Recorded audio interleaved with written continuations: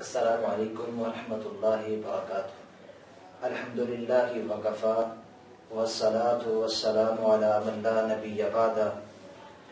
اعوذ باللہ السمیع العلیم من الشیطان الرجیم، بسم اللہ الرحمن الرحیم۔ ومن الناس من یشتری لہو الحدیث لیضل عن سبیل اللہ بغیر علم وَيَتَّخِذَهَا هُزُوًا أُولَئِكَ لَهُمْ عَذَابٌ مُّهِينٌ۔ صدق اللہ العظیم۔ سامعین احتشام، اللہ رب العزت نے اس آیت کریمہ کے اندر اس بات کی طرف اشارہ کیا ہے کہ کچھ لوگ ایسے آئیں گے جو لہو الحدیث اس پر عمل کریں گے، اس کی خرید و فروخت کریں گے۔ ان کا انجام بھی بتا دیا، ان کی سزا وہ کیا ہوگی۔ اس آیت کریمہ کے اندر اللہ رب العزت نے اس بات کی طرف اشارہ کر دیا ہے۔ لہو الحدیث ہے کیا کہ جس کے بارے میں اللہ رب العزت نے یہ بات کہی ہے، اولئک لہم عذاب مہین، کہ ان کے لیے دردناک عذاب ہوگا۔ تو عبداللہ بن مسعود رضی اللہ تعالی عنہ اس آیت کی تفسیر بیان کرتے ہوئے کہتے ہیں کہ لہو الحدیث سے مراد گانا بجانا ہے، آلات موسیقی۔ اور آج کا مسلمان اگر دیکھا جائے تو ہماری صبح، ہماری شام، ہمارے دن، ہماری راتیں، سارا دن، ساری حالات گانے بجانے کے اندر، یا تو ہم گانے کو سنتے ہیں یا پھر اپنی زبان سے ان کلمات کو ادا کرتے ہیں۔ کبھی یہ نہیں سوچا کہ آخر اس کو کیا اسلام نے جائز قرار دیا یا نہیں قرار دیا۔ اس بات سے تو غیر مسلم بھی یقین رکھتے ہیں، انہوں نے بھی اس بات کو یقین کر لیا ہے اور اس بات پر وہ مطمئن ہو چکے ہیں کہ اگر کوئی بندہ سکون چاہتا ہے، اگر کوئی بندہ اطمینان چاہتا ہے تو اس بندے کو چاہیے اس گانے سے محبت نہ کرے۔ اور یہ بات میں اپنی طرف سے نہیں کہہ رہا، ایک میرے واقعہ ذہن میں ہے، وہ میں آپ کو بھی بتاتا ہوں کہ غیر مسلم ہے اور ان کے دلوں کو سکون ملتا ہے تو کس چیز سے ملتا ہے؟ ہم مسلمان ہو چکے ہیں، ہم الحمدللہ مسلمان ہیں اور کہلاتے بھی ہیں، لیکن ہمارے دلوں کو سکون کس سے ملتا ہے؟ ہم کہتے ہیں کہ گانا روح کی غذا ہے، جبکہ غیر مسلم اس بات پر مطمئن ہے اور یہ بنا کر وہ کہتے ہیں کہ گانے میں سکون نہیں ہے، آلات موسیقی سے دل کو راحت نہیں ملتی، سکون نہیں ملتا۔ اگر سکون ملتا ہے اللہ کے ذکر سے سکون ملتا ہے۔ برطانیہ کے ایک خاتون تھی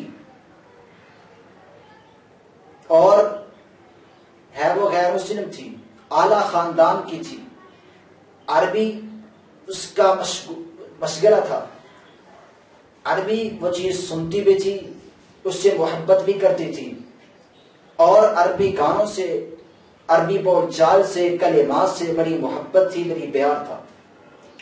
ایک دن ہوا کہ رپورٹر اس کے پاس آتی ہے، اس کا انٹرویو لینے کے لیے اس کے پاس آئی، کیونکہ اعلیٰ خاندان کی تھی اور اعلیٰ خاندان کی جو خواتین یا مرد حضرات ہوتے ہیں ان کا اکثر انٹرویو ہوتا رہتا ہے۔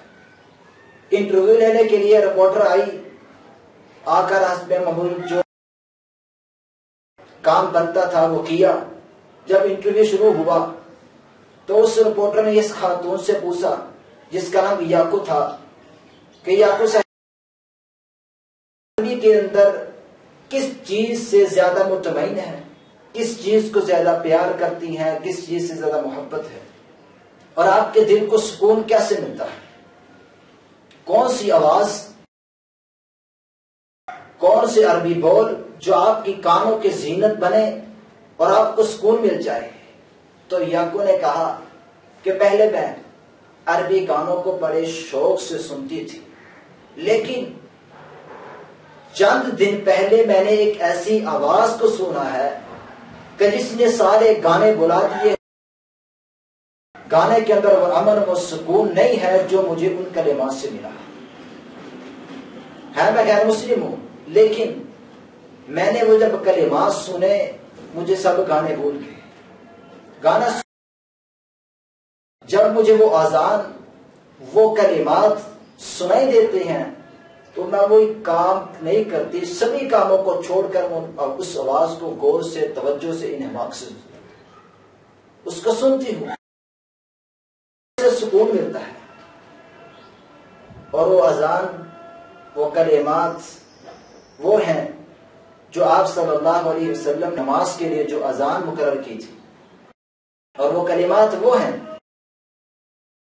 جو آپ صلی اللہ علیہ وسلم نے نماز کے لیے سیدنا بلال رضی اللہ تعالیٰ عنہ کو سکھائے تھے، ابو محذورہ ام مکتوم رضی اللہ تعالیٰ عنہ کو سکھائے تھے کہ اذان غیر مسلم کہتا ہے مجھے سکون ملتا ہے تو گانے سے نہیں بلکہ اذان سے ملتا ہے، اور میں کوئی کام نہیں کرتی، کوئی کام چھوڑ دیتی ہوں کیونکہ مجھے سے سکون ملتا ہے. اور پھر اس سے سوال کیا گیا یا کچھ صاحبہ اس کے بعد آپ کو کون سی آواز پسند ہے؟ کہا کہ اذان کے بعد جو مسجد سے 5 مرتبہ بلند ہوتی ہے، اس کے بعد جو دوسری چیز ہے جس سے مجھے محبت ہے، پیار ہے، غور سے انہماک سے توجہ سے میں سنتی ہوں، وہ ہے قرآن مجید کی تلاوت. قرآن مجید کو بڑے غور کے ساتھ میں سنتی ہوں. مسلمانوں، غور طرف جملہ ہے اس غیر مسلم عورت کا جو یہ کہہ رہی ہے کہ مجھے پیار ہے، اذان سے پیار ہے، مجھے محبت ہے، جو قرآن مجید سے محبت ہے. جب کوئی قرآن مجید کی تلاوت کرتا ہے، اسے پڑھتا ہے، میں اسے غور سے سنتی ہوں. جو بھی میں کام کر رہی ہوتی ہوں سبھی کاموں کو میں ترک کر کے قرآن مجید کی تلاوت سنتی ہوں. جب وہ تلاوت کرنے والا تلاوت کو ختم نہیں کرتا ہے میں غور سے سنتی جاتی ہوں، کوئی کام نہیں کرتی. ہماری حالت کیا ہے؟ ہم مسلمان ہیں، اپنے آپ کو محب رسول کا دعویٰ کرتے ہیں، پیغمبر سے پیار ہونے کا دعویٰ کرتے ہیں، لیکن جب یہ کہا جائے کہ یہ گانا ہے، یہ بول ہے، یہ آلات موسیقی ہے، اسلام اس بات کی اجازت نہیں دیتا، یہ بول شیطانی بول ہے، اس سے اجتناب کیا جائے، تو ہم کہتے ہیں کہ نہیں، یہ روح کی غذا ہے، اس سے دل کو سکون ملتا ہے. یاد رکھیے میرے محترم بھائیو، بزرگوں اور دوستوں اور پردے کے اندر سماعت فرمانے والی میری معززہ مکرمہ اسلامی ماں اور بہنوں، اصل بات یہ ہے کہ یہ گانا اس انسان کے دل میں نفاق پیدا کرتا ہے، اور نفاق پیدا کر کے انسان کے اندر نفاق پیدا ہو جائے. جب نفاق پیدا ہو جاتا ہے تو پھر انسان منافقت کرنا شروع کر دیتا ہے. آہستہ آہستہ 1 2 3 4 چاروں منافقین کے جو خصلتیں ہیں، جو ان کی کمیاں ہیں، جو علامات رسول اللہ صلی اللہ علیہ وسلم نے ہمیں بتائی ہیں، وہ انسان کے اندر جب داخل ہو جاتی ہیں پھر انسان منافقت کرنا شروع کر دیتا ہے. اور منافق بندے کا انجام اللہ رب العزت نے قرآن مجید کے اندر ان الفاظ کے ساتھ کیا ہے، ان المنافقین فی الدرک الاسفل من النار، جہنم کے سب سے نچلے گڑھے کے اندر ہی منافق ہوں گے.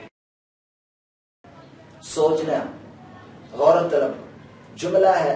ہماری حالت کیا ہے؟ ہمیں سکون ملتا ہے کس چیز سے ملتا ہے؟ اور غیر مسلم کو، انگریزوں کو سکون ملتا ہے تو کن چیزوں سے ملتا ہے؟ اس لیے یہ گانا، یہ آلات موسیقی، ان کو چھوڑ دیجیے.